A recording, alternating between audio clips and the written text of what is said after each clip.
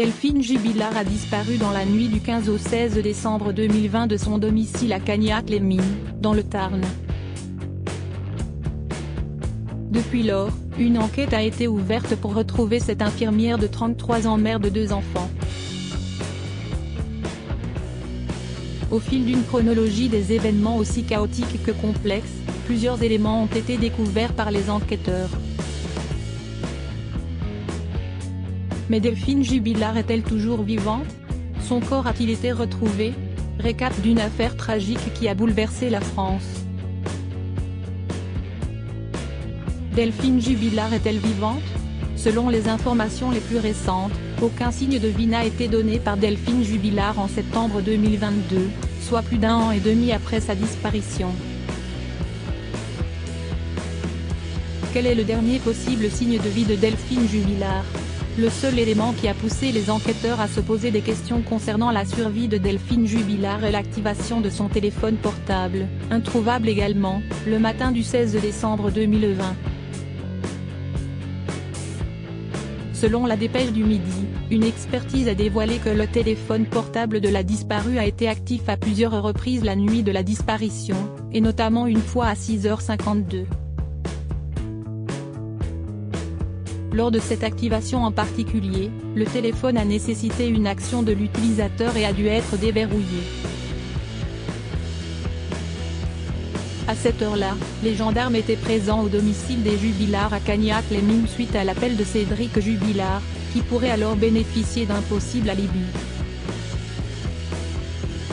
Cependant, selon Le Parisien, s'ils sont arrivés à 6h31 et ne sont repartis qu'à 7h14, ils ont passé du temps en dehors de la maison, laissant Cédric seul chez lui suffisamment longtemps pour qu'il puisse manipuler un téléphone portable. En plus de cette activation à 6h52 le 16 décembre 2020, le téléphone de Delphine Jubilard a été activé à 5 autres reprises, activation de WhatsApp à minuit 9, caméra WhatsApp activée à 1h33 et déclenchement de l'interface du téléphone à minuit 7, 1h03 et 6h52. D'après les résultats d'une expertise menée en été 2022, le téléphone portable de Delphine Jubilard est resté, toute la nuit de la disparition, dans une proximité immédiate du domicile des Jubilard, rue Yves-Montand à Cagnac-les-Mines. Il a ensuite été éteint définitivement à 7h48 le 16 décembre 2020. Le corps de Delphine Jubilard a-t-il été retrouvé? En mai 2022, le corps de Delphine Jubilard n'a toujours pas été retrouvé. Depuis sa disparition en décembre 2020, de nombreuses fouilles ont été effectuées par les services de police comme par les proches de l'infirmière, toujours mobilisés pour retrouver leur amie. Parmi les endroits fouillés se trouve notamment la ferme de Drignac et ses environs sondés à plusieurs reprises, ainsi qu'un vallon proche de la ferme, à 2 km du domicile de la famille Jubilard. Selon une source proche de l'enquête citée par la dépêche, une équipe spécialisée avec des engins de détection, radars et détecteurs de métaux avait été réquisitionnée, sans résultat. Cédric Jubilard a-t-il tué Delphine Jubilard? Malgré sa mise en examen le 18 juin 2021, Cédric Jubilard est toujours, en septembre 2022, présumé innocent et ce en l'absence d'éléments probants indiquant qu'il y ait eu un crime reconnu par les autorités compétentes. Le 12 mai 2022, Cédric Jubilard est entendu par les magistrats en charge de l'affaire. Il fait également face à Marco, son ancien codétenu qui a témoigné à 2 reprises contre lui. Si est-il la première fois que les 2 hommes se sont vus puisque, voisins de cellule en isolement, ils n'ont communiqué qu'à travers les barreaux de leurs fenêtres. Selon Marco, Cédric Jubilard lui aurait dit « J'ai pété un plomb, je me suis débarrassé d'elle lors d'une de leurs nombreuses discussions en prison ». Après plusieurs heures de confrontation cependant, cette nouvelle étape n'a apporté aucune information sur le sort de Delphine Jubilard. Cédric Jubilard est entendu une 4e fois par les juges d'instruction le vendredi 23 septembre 2022. Où et quand Delphine Jubilard a-t-elle été vue pour la dernière fois? Les derniers signes de vie confirmés comme venant de l'infirmière viennent de son téléphone portable, et plus particulièrement de sa conversation avec son amant. Des messages ont été envoyés à son amant le 15 décembre 2020 à 22h19 et 22h58, notamment un tout dernier selfie. Selon Cédric Jubilard et le témoignage de son fils Louis, Delphine a été vue pour la dernière fois le soir du 15 décembre 2020 aux alentours de 23h chez elle, à Cagnac-les-Mines. Outre sa famille, le Parisien précise que Delphine Jubilard a été vue le 14 décembre 2020, jour qui précède sa disparition, et qu'elle portait ses lunettes. Que s'est-il passé la nuit de la disparition de Delphine Jubilard? Le 15 décembre 2020, l'amant de Delphine Jubilard reçoit deux messages de sa part à 22h19 et 22h58. Elle passe la soirée devant la télévision avec son fils, Louis Jubilard, à regarder La France a un incroyable talent sur M6. Entre 22h30, heure à laquelle Cédric Jubilard s'est couché, et 23h, heure à laquelle Delphine serait sortie de la maison, le père de famille fait une demande inhabituelle, un câlin de la part de sa femme et de son fils.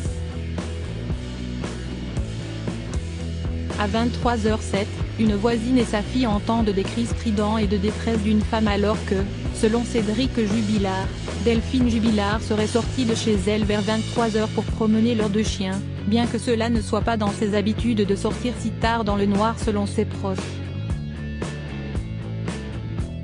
Si les deux chiens ont fini par regagner le domicile, Delphine Jubilard, elle, n'est jamais revenue.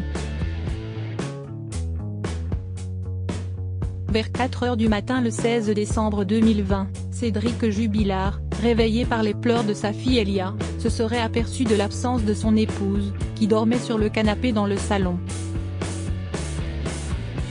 Il contacte alors une amie de Delphine, chez qui il pense qu'elle est partie et à qui il envoie le message dit à Delphine de rentrer.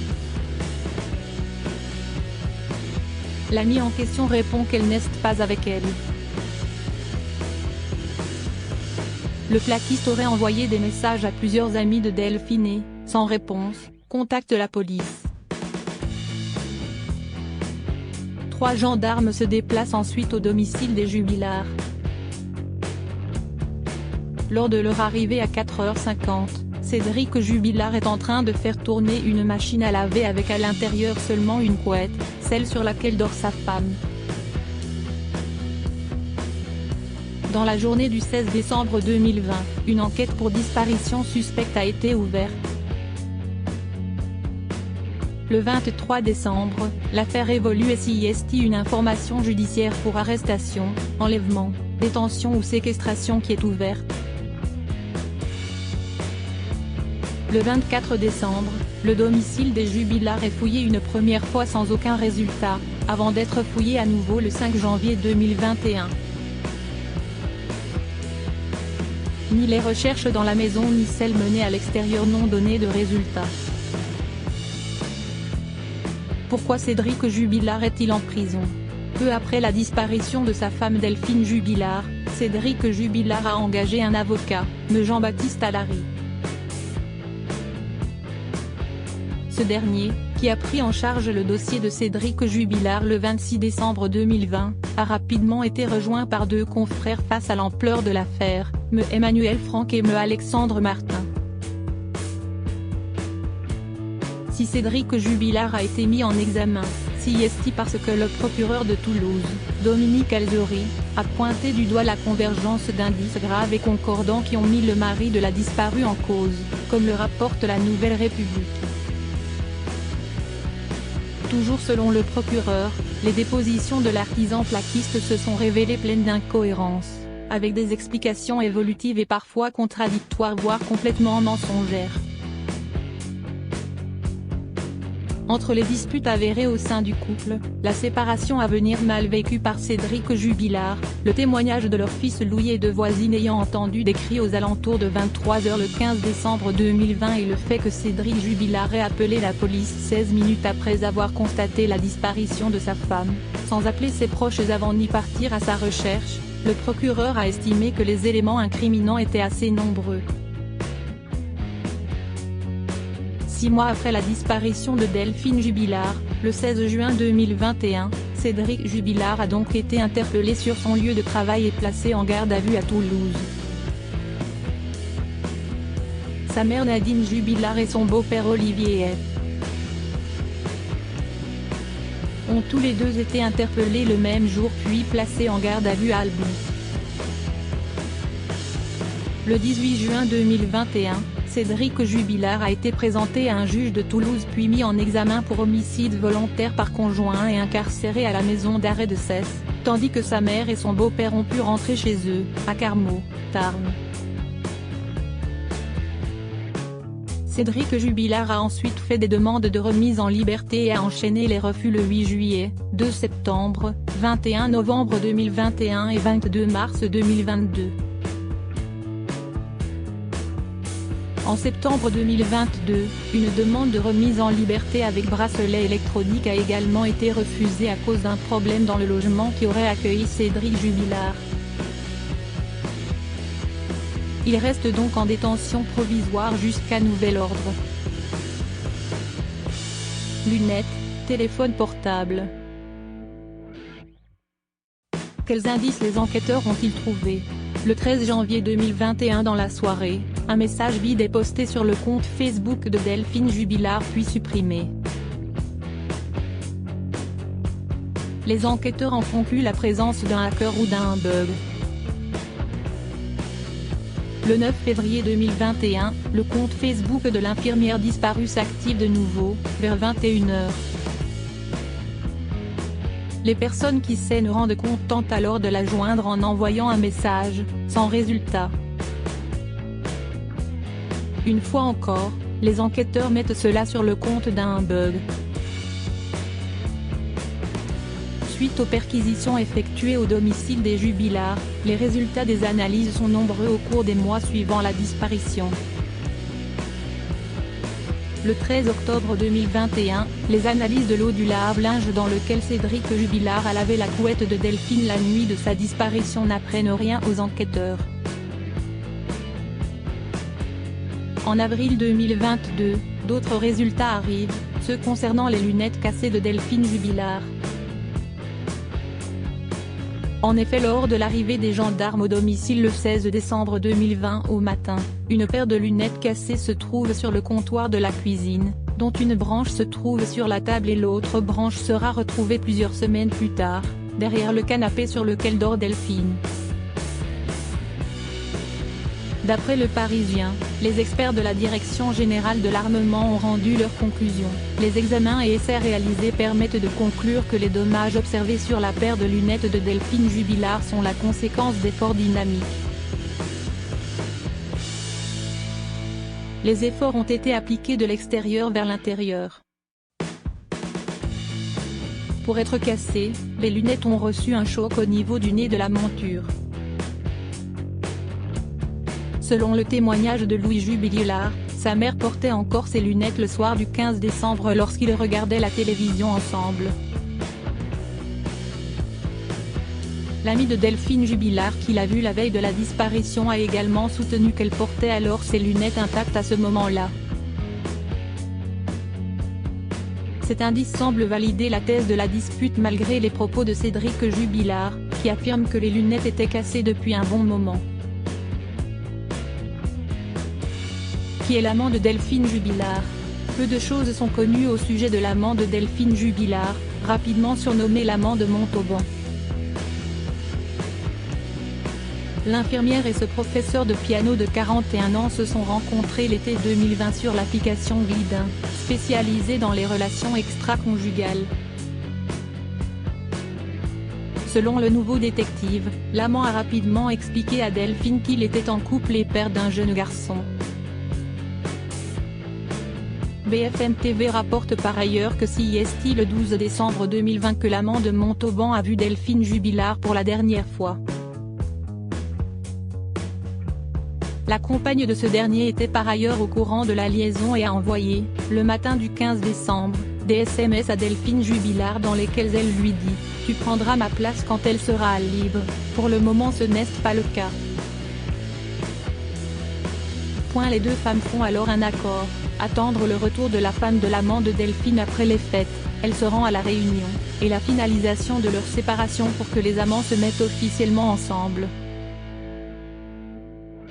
En 2021, elle se rend de nouveau à la Réunion pour le Nouvel An et décide finalement d'y rester, loin du cirque médiatique qui entoure la disparition de la maîtresse de son mari. Les données des téléphones portables de l'amant de Montauban et de sa compagne n'établissent aucun déplacement à Cagnac-les-Mines le 15 décembre 2020. Au mois d'août 2022, les propos de la compagne de l'amant de Delphine Jubilard, qui a parlé au juge d'instruction, sont dévoilés par la Dépêche. Elle explique que si elle était au courant que son mari parlait à Delphine Jubilard, elle ignorait que leur relation était bien entamée. Lors de son audition, elle a également expliqué « Je ne savais pas qu'il avait le projet d'une séparation avec moi. Je n'avais pas mesuré ce qu'il se passait entre eux. C'est quand Delphine a disparu que j'ai compris. » Sapé Delphine Jubilard a-t-elle des enfants? Delphine et Cédric Jubilard ont deux enfants, Louis, 7 ans et Elia, 3 ans. Suite à la mise en examen de leur père, ils ont été confiés à la sœur de Delphine Jubilard, leur tante maternelle. Le 26 novembre 2021, le petit Louis Jubilard a été entendu. Selon lui, ses parents se sont disputés le soir du 15 décembre 2020. Delphine Jubilard est-elle mariée? Cédric et Delphine Jubilard étaient mariés mais en instance de divorce. Selon les propos d'un proche rapporté par BFM TV, leur séparation était actée et même si pour des questions logistiques, ils partageaient encore la même maison, ils ne se considéraient plus comme un couple. Ils comptaient fêter Noël en famille. Leur séparation était prévue après les fêtes. Ils avaient commencé à sortir ensemble en 2005. Plusieurs années après s'être rencontrés pour la première fois, et se sont mariés en 2013. Qui est la nouvelle compagne de Cédric Jubilard? Quelque temps après la disparition de sa femme, Cédric Jubilard s'est mis en couple avec Séverine L. Cette dernière a par ailleurs été placée en garde à vue le 15 décembre 2021 pour recel de cadavres mais aucune charge n'est retenue contre elle. Selon Le Parisien, Séverine L. aurait vu un ancien codétenu de Cédric Jubilard, avec lequel il a partagé sa cellule entre le 13 octobre et le 6 décembre 2021, à 6 reprises. CIST à cet ex-détenu, Marco, que Cédric Jubilard aurait avoué avoir tué Delphine et avoir caché son cadavre près d'une ferme ayant brûlé. Séverine L. et Marco auraient ainsi été envoyés par Cédric Jubilard sur les lieux pour vérifier que le corps s'y trouvait toujours, ce qui a par la suite permis de mettre Séverine L. en garde à vue. Séverine L. et Cédric Jubilard ont rompu après quelques mois de relation seulement. En été 2022, l'ancienne compagne du détenu a expliqué à Paris Match que, selon elle, Cédric s'est construit une carapace pour se défendre du monde extérieur. Une interview lors de laquelle elle est également revenue sur certains propos plus que douteux de son ancien amant.